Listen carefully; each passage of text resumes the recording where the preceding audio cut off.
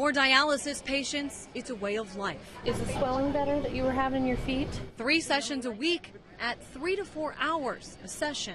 It makes a big difference in your health, being able to function and everything. Almeida Bartley has been receiving dialysis treatments for 16 years and says it's crucial to her survival. Chronic kidney disease impacts 1 in 7 Americans, or 26 million people.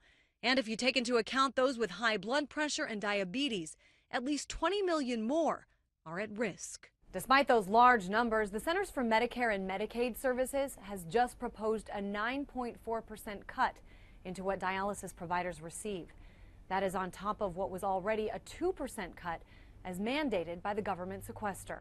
The cuts are part of last year's fiscal cliff budget negotiations. There aren't going to be too many facilities that are going to be staying in the black and able to keep their doors open when there's that significant a proposed cut. Hrant Jamgojan is the executive director of Dialysis Patient Citizens and says there have already been reductions in staffing at clinics due to previous cuts.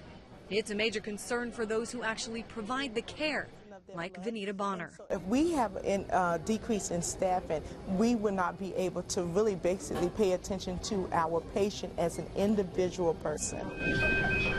If implemented, those cuts could be devastating to patients.